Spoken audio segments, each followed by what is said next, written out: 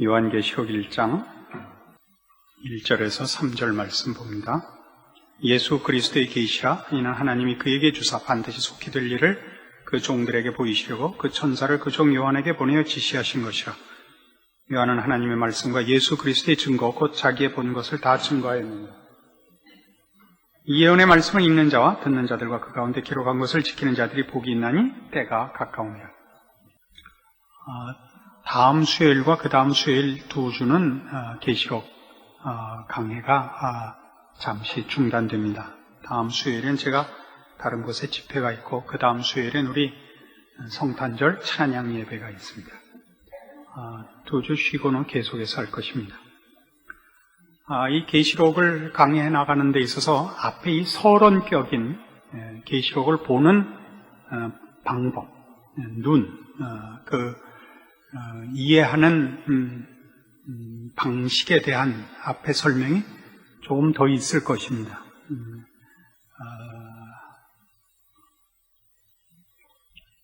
대표적으로 세대주의자들의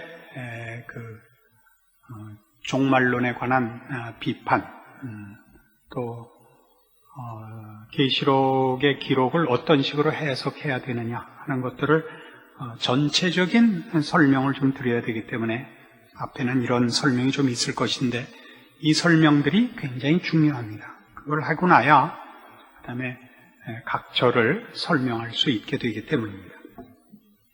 우린 지난 시간에 계시록에서 기대해서는 안 되는 것, 계시록에서 초점으로 가지고 있지 않는 것들이 무엇인가를 살폈습니다. 그 중에 특별히 환난을 면하는 무슨 묘책으로, 기대로 그 종말론을 보는 시각에 대해서 비판을 했었는데 그 휴거에 대한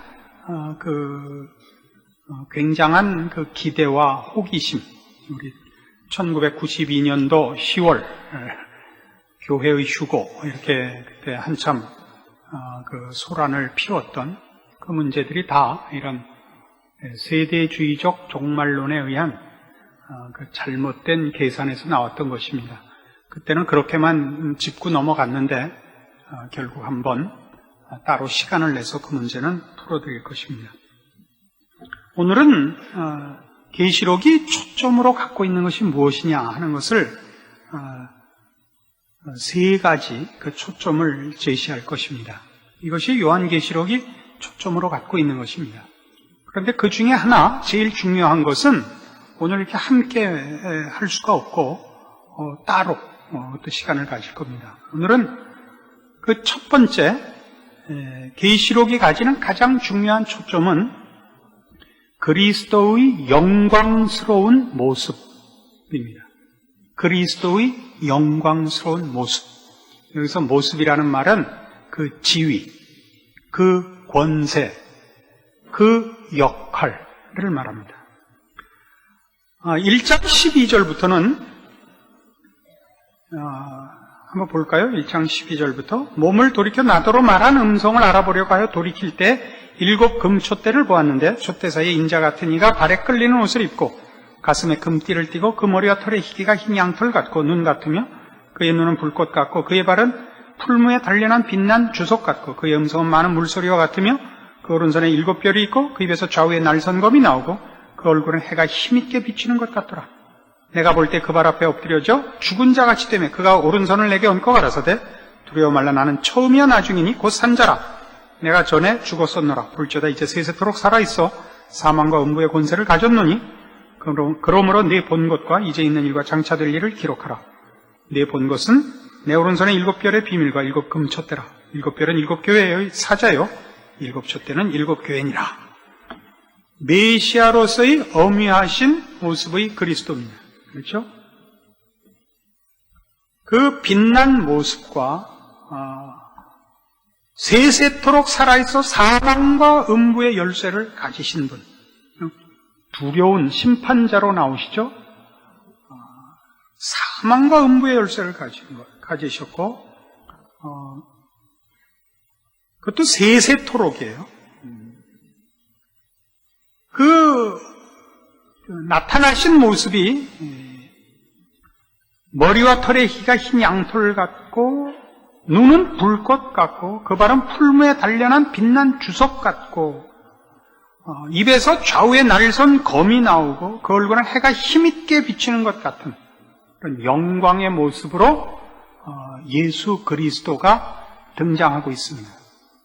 계시록 전체가 예수 그리스도의 이런 지위, 권세, 역할에 가장 중요한 관심을 가지고 있습니다. 2장과 3장에서는 여러분 잘 아시는 대로 7교회에 보내는 편지인데 그것이 모두 다 예수님께서 7교회에 주시는 말씀입니다. 5장에 가면 5장 1절부터 보죠. 내가 밤에 보좌에 앉으시니 오른손에 책이 있으니 안팎으로 썼고 7인으로 봉하였더라. 또 봄에 힘있는 천사가 큰 음성으로 외치기를 누가 책을 펴며 그 인을 떼기에 합당하냐 하니 하늘 위에나 땅 위에나 땅 아래에 능히 책을 펴거나 보거나 할 리가 없더라. 이 책을 펴거나 보거나 하기에 합당한 자가 보이지 않기로 내가 크게 울었더니 장로 중에 하나가 내게 말하되 울지 말라. 유대 지파의 사자 다윗의 뿌리가 이겼으니 이 책과 그 7인을 떼시리라 하더라. 내가 또 보니 보좌와 네 생물과 장로들 사이에 어린 양이 섰는데 일찍 죽임을 당한 것 같더라. 7뿔과 7눈이 있으니 이 눈은 온 땅에 보내심을 입은 하나님의 7영이더라. 어린 양이 나와서 보좌에 앉으시니 오른손에서 책을 취하시니라. 책을 취하시면 네 생물과 24장로들이 어린 양 앞에 엎드려 각각 검은 거와 향이 가득한 금대접을 가졌으니 이 향은 성도의 기도들이라. 새 노래를 노래하여 가로되 책을 가지시고 그 인공을 떼기에 합당하시도다. 일찍 죽임을 당하사 각 족속과 방언과 백성과 나라와 가운데서 사람들을 피로 사서 하나님께 드리시고 저희로 우리 하나님 앞에서 나라와 제사장을 삼으셨으니 저희가 땅에서 왕노릇 하리로다 하더라.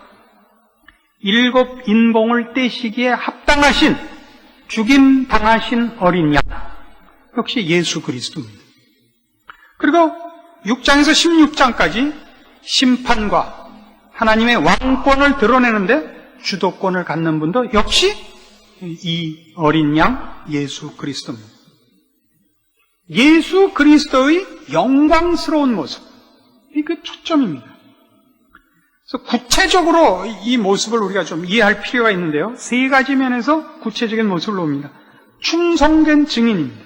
첫째는 이 예수님의 이 모습은 첫째가 충성된 증인이며, 두 번째는 죽은 자들 가운데서 먼저 나신 자시며, 세 번째는 땅의 왕들의 머리가 되시는 분으로 묘사됩니다. 3가지가 뭐라고요? 충성된 증인이요, 죽은 자 가운데서 먼저 사신 자요, 땅의 왕들의 머리가 되시는 분입니다. 이게 이 3가지 표현들이 이 요한계시록에 나타나는 예수 그리스도의 역할과 지위를 함축적으로 요약한 표현입니다. 충성된 증인이라는 것은 예수님은 죽으심을 통해 충성된 증인으로서 교회의 본을 보이셨다 이겁니다. 교회는 예수님의 발자취를 따라 하나님의 말씀과 예수의 증거를 인하여 죽기까지 증거의 사역을 감당해야 한다는 것이 계시록의 요지라 말입니다. 예수 그리스도의 충성된 증인 되심은 교회로 하여금 그 뒤를 쫓도록 하기 위하여 예수 그리스도의 충성된 증인의 모습을 부각시키고 교회에게 그 뒤를 쫓는 믿음의 전투와 믿음의 인내를 책임으로 요구하고 있단 말입니다.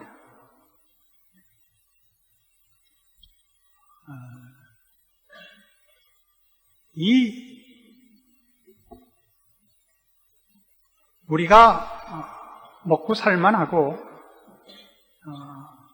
여유가 있으면 이 계시록 강의하기 아마 나빴을 겁니다. 그런데 마침 이제 내년부터는 죽는데요. IMF는 문제가 아닌데 그때는 나만 굶었고 내년에는 다 같이 굶을 거래요. 그래서 지금 이 세상이라는 것은 우리를 말하자면 2가지로 공격을 하죠. 하나는 힘으로 못 살게 굴기도 하고, 세상의 것, 반대로 세상의 것을 줘서 신앙생활 못하게 유혹하는 두 가지 공격을 해요. 어느 게 더 어렵다고 생각하세요? 힘으로 미는 것과 세상 것을 줘서 유혹하는 건 어느 것이 어려운가요? 두 번째 게 어렵습니다. 왜냐하면 두 번째 거는 공격하는 줄 모르거든요. 이 힘으로 공격받는 게 쉽습니다. 이거는. 그래서 우리가 그래도 여러분은 그 후자로 공격받았으면 좋겠죠. 그죠? 이 요한계시록 강의하기에 좋은 분위기가 되어가는 것 같습니다. 이 기간이 짧기 위해서 제가 계시록을 빨리 끝내는 수밖에 없습니다. 그렇죠? 하여튼 두 번째, 죽은 자들 가운데서 먼저 나셨다 하는 것은 물론 예수님의 부활을 얘기하는 것이고, 교회에게 부활 소망의 근거가 되신 예수님으로 그 역할을 말하는 것입니다. 부활 소망의 증인이요, 부활 소망의 핵심인 것입니다. 그리스도 안에 있는 자들은 부활에 이미 동참한 자가 되며 둘째 사망이 그를 해할 수 없다. 이것이 예수 그리스도의 죽은 자들 가운데서 먼저 사신 자로서 계시록에 등장하는 그 역할의 초점입니다. 세 번째는 예수 그리스도는 땅의 왕들의 머리가 되시는 분이다. 뭐냐 하면 이 세상을 통치하시는 분이다 이거죠. 이 땅의 권세자들 위에 계시는 분이다. 이 땅의 권세보다 더 높은 권세, 하늘의 권세, 아니 이 온 우주 만물을 통치하시는 분이다 이겁니다. 계시록 전체에서 사단은 이 세상의 왕들을 미혹하여 하나님과 하나님의 백성들을 공격합니다. 그러니까 이 세상의 모든 권세를 동원해서 하나님의 백성들을 공격하는 데 동원하는 겁니다. 그러나 그들의 공격은 성공할 수 없다 이거죠. 왜요? 이 땅과 이 세상과 하늘과 역사와 온 우주 만물이 우리를 위하여 죽으신 어린 양 예수 그리스도의 권세 아래에 있다 이겁니다. 모든 세력이, 모든 것이 이 어린 양 앞에 무릎을 꿇을 것이다. 이것이 계시록의 초점입니다. 지금 초대교회에 이 서신을 받아야 하는 사람들의 당시의 정치적, 사회적, 종교적 분위기를 생각해 보십시오. 그들이 어떤 상황에 있었겠는가? 로마 정권 아래에 있으면서,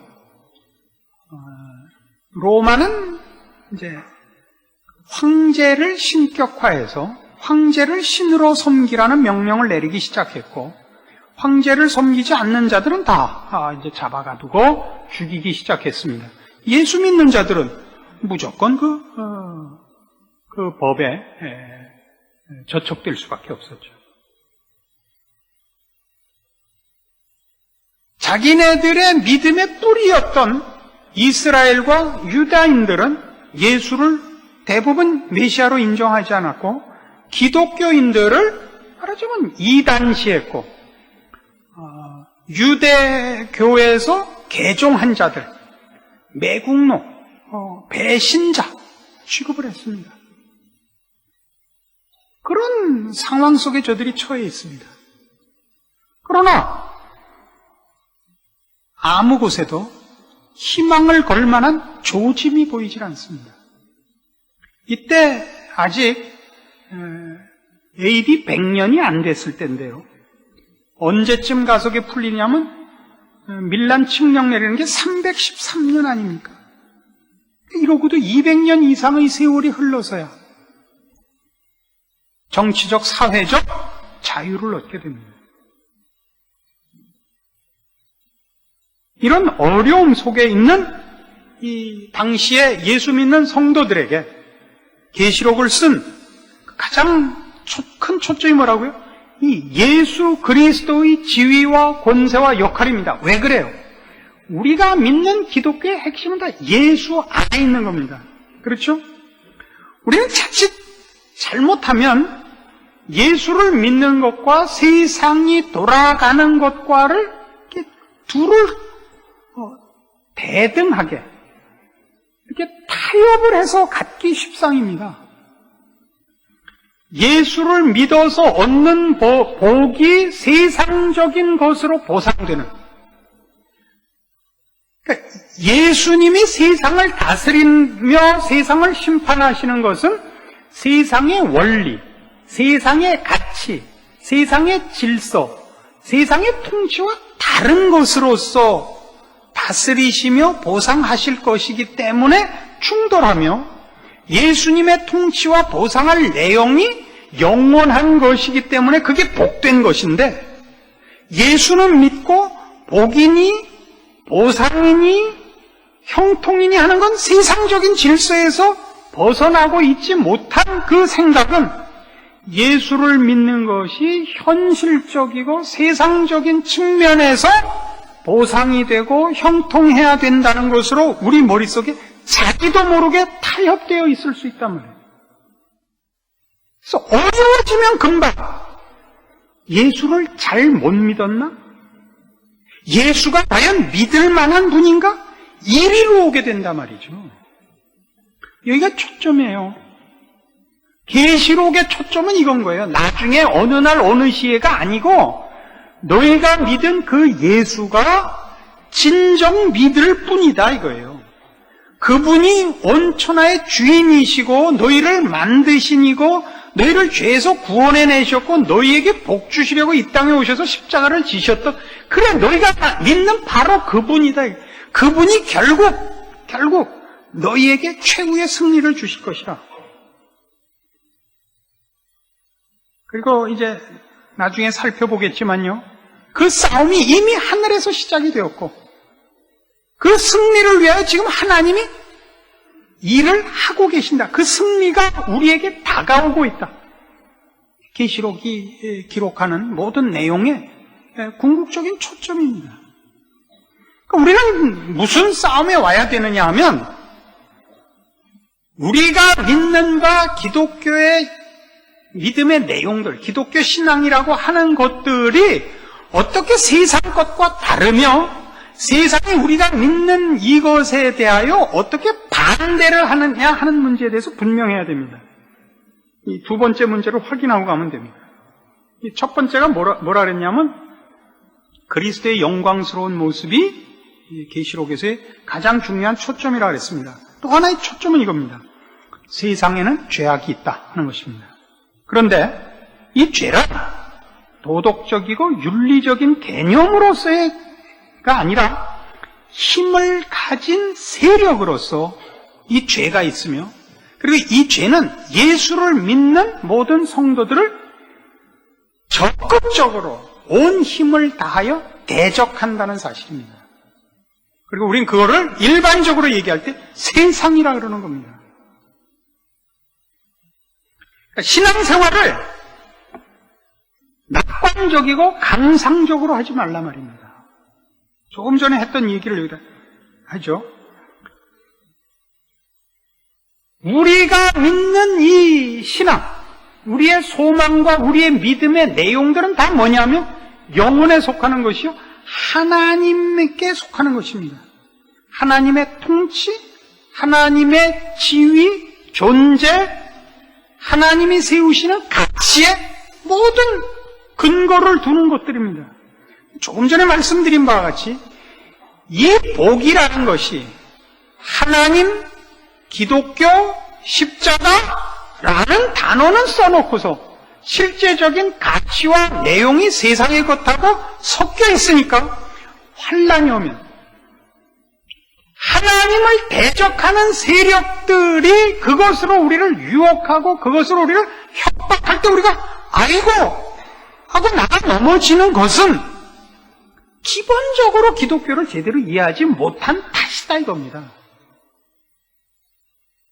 여러분이 예수를 믿을 때 십자가를 믿는다라고 고백하는 것은 이미 이 세상이 우리를 위하여 오신 예수를 십자가에 못 박아서 죽인 그 사건을 내용으로 해서 믿는 것 아닙니까? 너희 선생이 나를 죽였다. 하물며 제자인 너희일까 보냐? 복음서에 등장하는 예수님께서 그의 제자들과 따르는 이들에게 한 우리 예수 믿는 사람들에 대한 이 세상에서의 형편입니다. 이 세상에서 우리가 당하는 핍박은 너무나 당연한 것입니다. 우리의 보상은 영원한 나라에 있습니다. 그러니까 우리가 사실은 이런 부분에서 분명히 해와야 하는 싸움이죠. 예수를 믿는다는 게 무엇을 의미하는가가 바로 이런 세상과의 갈등 속에서 비로소 정신 번쩍 나게 다시 한번 자신에게 물어봐야 되는 거예요. 예수를 정말 믿을 것인가? 다시 돌아와서 해야 되는 거예요. 등 따시고 배부르고 편안할 때 말고 예수 믿어서 평생을 고달파야 한다는 것을 각오하고 평생을 굶어야 할지 평생을 정말 고생만 하다 죽어야 할지 모르는 것을 각오하고 정말 예수를 믿을 것인가? 그래도 믿을 것인가? 생각을 해야 되는 게 말하자면 계시록이라고 해요. 그 어떤 복음서보다도 훨씬 더 복음적인 서신일 수도 있는 것입니다. 그렇게 각오하면 쉽다는 얘기는 아닙니다. 죽기를 각오하면 그럼 죽는 게 쉽고 까짓거 굶지 먹으면 배가 안 고파지나요? 쉽다는 얘기가 아니라 내가 예수를 믿는다라고 고백한 것이 이 세상에서 어떤 대접을 받을 수밖에 없느냐를 알지 않고서 내가 대강 믿는다고 생각했었더라면 이 환난과 고난을 통하여 분명히 해야 된다 이거죠. 그게 계시록의 가치가 있죠. 그리고 계시록을 통한 우리 지금 현실을 사는 모든 성도들의 자기 신앙을 분명히 할 그런 가치가 있죠. 그런 복이 있죠, 복이. 그렇구나. 이 확인을 해야 됩니다. 너무 쉽게 생각했구나. 쉽게 믿었구나. 훨씬 더 진하게 싸워야 되는 싸움이구나. 예수를 믿는다는 고백으로 정말 죽음을 각오해야 되는구나. 정말 살아생전엔 고생해야겠구나. 이 생각을 하셔야 돼요. 오늘은 돌아가시면 한번 심각하게 생각하세요. 계속 믿을 건지. 쉬운 말로 잠시 접어뒀다가 나중에 오시는 것도 좋은 방법이에요. 누구 같이 죽기 5분 전에 하나님 보고 종 쳐달라 그러세요. 5분 전에. 그게 계시록이 우리에게 요구하는 겁니다. 이 계시록은 처음부터 7교회에 보낸 편지들이 전부 무슨 권면으로 되어 있냐면 이기는 자에게는입니다. 이기는 자에게는. 근데 이 이김은 다 뭘로 되어 있냐 하면 우린 이긴다는 게 전투에 나가서 이겨서 적군을 이렇게 짓밟고 적군의 힘을 무력화시키고 우리의 그 승리와 우월함과 잘난 것을 소리 높여 외치는 것으로 그림을 그리는 법인데 이 이김은 다 뭐로 되어 있냐면 나중까지 견디는 것. 죽도록 충성하는 것입니다. 그러니까 이 싸움은 이 세상에 있는 동안은 이 세상 세력과 세상의 질서가 승자같이 굴고 우리의 신앙의 싸움은 저들을 물리적으로 저들을 굴복시켜서 우리의 승리를 얻는 것이 아니고 그 싸움은 하나님께 있는 것이고 그 승리를 하나님이 그리스도로 말미암아 이루실 것입니다. 그게 우리의 믿음의 내용이고 소망입니다. 우리의 싸움은 저들의 공격과 핍박과 유혹에 넘어가지 않고 죽도록 우리의 믿음을 놓지 않는 겁니다. 근데 죽을 때까지 안 놓는 거예요. 근데 겉으로는 승리자의 모습이 없다고요. 전전긍긍하는 거예요. 신앙의 모습이. 알아요? 난 예수 믿어. 난 걱정 없어. 그게 아니고 미치고 팔짝 뛰겠는 거예요. 한마디로. 근데 아는데 어떡해요. 내가 믿는 신앙이 이게 옳은 건데 어떻게 이걸 팔아먹어요. 그러니까 죽겠죠. 그거 어떡해요. 그러니까 울지요. 정상적인 그리스도인의 생활하면 울 수밖에 없어요. 방법이 없걸랑요. 시중에 나가면 어디 약 먹고 희죽희죽 웃는 것 같은 놈들이 와갖고 자기는 신앙 좋다는데 아주 미치겠어요. 그럼 어디서 나타난 왼수들인지를 모르겠어요. 최후의 승리가 우리에게 있어요. 현실은 암담해요. 버텨야 돼요. 언제까지 버티면 되는 거예요? 죽으면 끝이잖아요. 버티는 것도. 죽는다는 거는 결국 버틸 게 있어요. 그죠? 그렇잖아요? 버티는 거면 죽기 전에 뭐가 해결이 돼야 되는 거 아니에요? 예전에 어떤 부모님이, 그래서 모든 부모는 다 마찬가지예요. 애가 좋은, 훌륭하게 되고 성공하길 바라서, 목사님, 저는 우리 애가 서울대학만 가면요, 전 죽어도 한이 없어요. 근데요, 우리 애가 서울대학 못 가면 전 죽어버릴 거예요. 이래도 죽고, 저래도 죽게 생겼어요.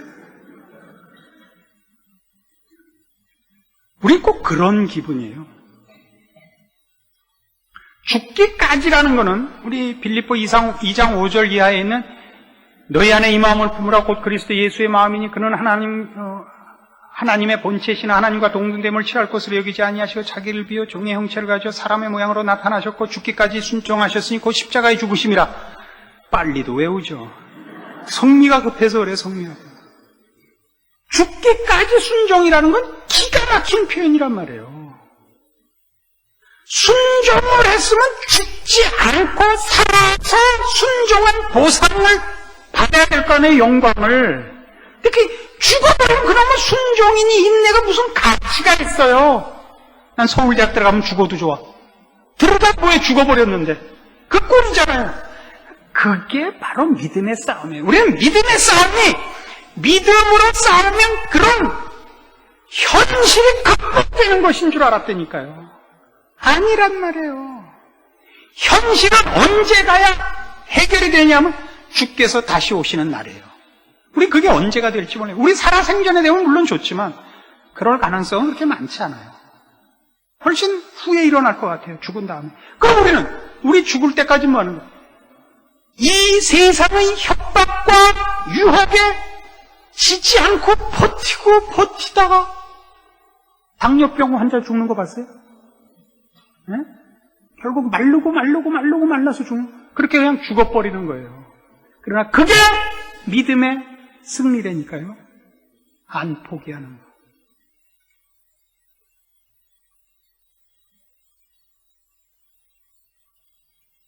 그게 우리의 자랑이 있어요. 우린 죽음이 끝이 아니거든요.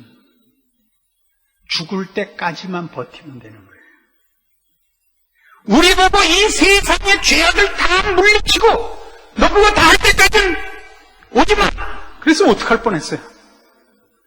지금까지 모세, 아브라함, 엘리야담을 오늘도 당위하고 내일도 당위하고 어떡하면 좋을까? 저쪽도 이번엔 미국에서 고부 간의 갈등이 벌어졌다는 거야.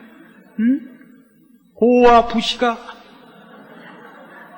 동서양을 만나고 고부 간의 갈등을 해결해. 이건 영원토록 문제를 해결 못했을 거예요. 우리에겐 어디까지만 책임이 있다고요? 모든 짐을 어디까지만 지라? 죽을 때까지만 지라 말이에요. 빨리 죽는 거 복이죠.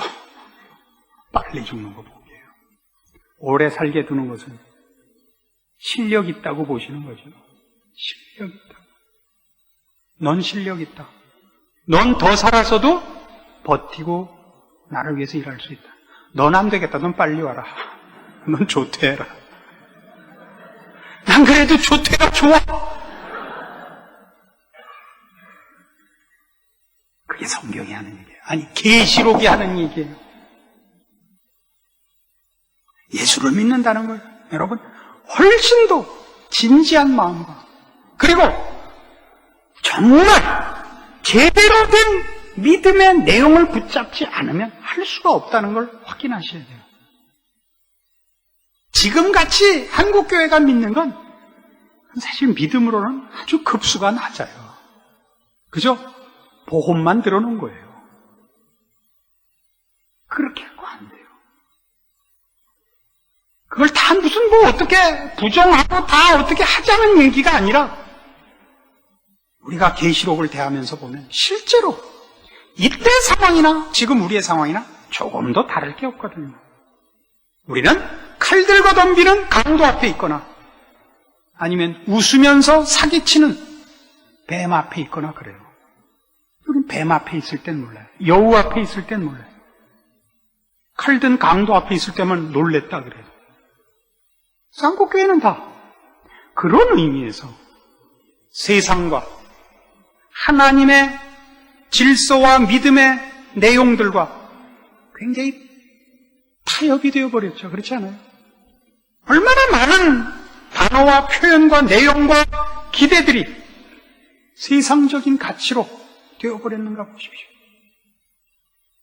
여러분, 각자의 믿음의 내용과 정도와 분명해야 될 신자된 자신의 자리를 이 계시록만큼 분명하게 해주는 책이 없다는 걸 기대하시고, 또 오늘 이 말씀만 가지고도 벌써 여러분 스스로를 돌이켜보셔야 됩니다. 신앙인으로 산다는 것이 무엇을 의미하는가? 무엇을 각오해야 되는가? 안 그렇게 살고 있다면 나는 그럼 뭐 한 건가? 그렇게 묻도록 요구하는 것입니다. 다음에 다시 한 시간을 들여서 할 얘기입니다만, 세 번째로 중요한 초점은, 지금 가장 중요한 초점 중에 하나는 교회의 승리입니다. 교회의 승리. 이 계시록은 묵시서면서, 예언서면서 서신이라 그랬죠. 교회에 보낸 편지입니다.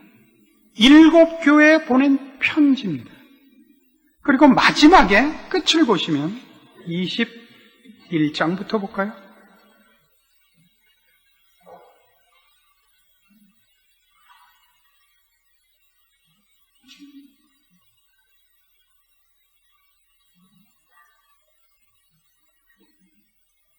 (21장 1절) 또 내가 새 하늘과 새 땅을 보니 처음 하늘과 처음 땅이 없어졌고 바다도 다시 있지 않더라. 또 내가 보매 거룩한 성 새 예루살렘이 하나님께로부터 하늘에서 내려오니 그 예비한 것이 신부가 남편을 위하여 단장한 것 같더라. 이렇게 되어 있습니다.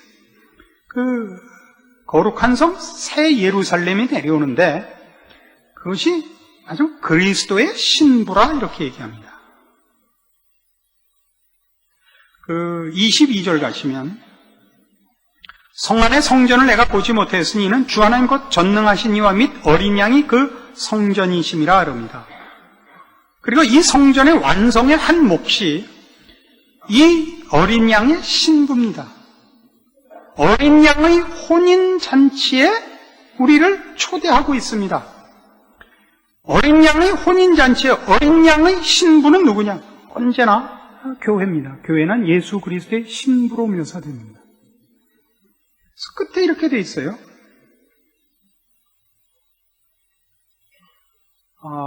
17절 성령과 신부가 말씀하시기를 오라 하시는도다.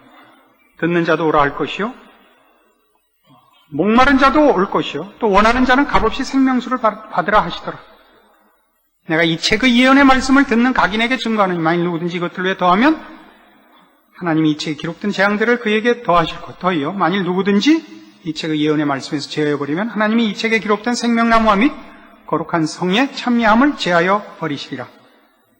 이 마지막 말씀같이 이 서신서들을 읽고 이 서신에 있는 내용들을 지키기를 구하고 있으며 16절에 있는 바와 같이 나 예수는 교회들을 위하여 내 사자를 보내어 이것들을 너에게 증거하게 하였노라. 이에 관한 내용으로 결론을 맺습니다. 교회들을 위하여 내 사자들을 보내어 증거한 내용들. 교회가 그 중요한 계시록의 초점을 가진 내용입니다. 이것은 따로 한번 그 부분을 더 세부적으로 우리가 알아봐야 할 것입니다.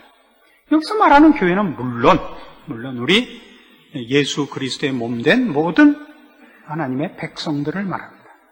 교회의 승리는 예수 그리스도께서 머리 되사 그의 몸으로 부른 모든 하나님의 백성들, 또는 그리스도께서 신랑이 되시고 그 신부라 칭함을 얻게 한 우리 모든 하나님을 믿는 백성들의 거룩한 완성을 향한 표현이요 약속입니다. 이러한 중요한 초점을 놓치지 마셔야 됩니다. 이걸 놓치면 우리는 말초적이고 호기심에 따른 지엽적이고 파편에 불과한 것들을 찾다가 계시록의 중요한 메시지들을 놓칠 것입니다. 오늘 말씀드린 대로 예수를 믿는다는 것이 가지는 종말론적 신앙의 자세, 예수를 믿는 것이 당연히 야기시키는 이 세상에서의 환난과 신앙적인 전투, 이것을 여러분에게서 확인하는 오늘의 이 말씀이 되기를 바랍니다. 기도하십시다. 하나님 아버지, 은혜를 감사합니다. 우리를 죄와 사망에서 구원하시고 하나님의 자녀의 영광된 자리로 우리에게 소망과 믿음의 약속을 허락하셨습니다. 그리고 이제 우리가 그 천성을 향하여 가는 도중에 있는 것과 세상과의 영적 싸움의 현장에 있음을 인식합니다. 찬송가에도 나오듯이 천성을 향해 가는 성도들아, 내 손에 든 검을 꽂지 말아라를 실감합니다. 우리는 그동안 예수 믿는다는 것을 너무 쉽게 생각하고 세상의 것들과 슬쩍 혼합하여 대부분 타협하고 살았다고 자인할 수밖에 없습니다. 예수를 믿는 자가 마땅히 갖춰야 하는 이 세상과의 싸움, 죄와의 싸움, 하나님의 사랑으로 신앙의 인내와 충성과 죽음을 각오한 신자된, 충성된 자리 지킴을 이제 각오하게 하여 주시옵소서. 그래야 죽기까지 충성하며 견디며 이기는 저희들 되게 하시옵소서. 예수님 이름으로 기도합니다. 아멘.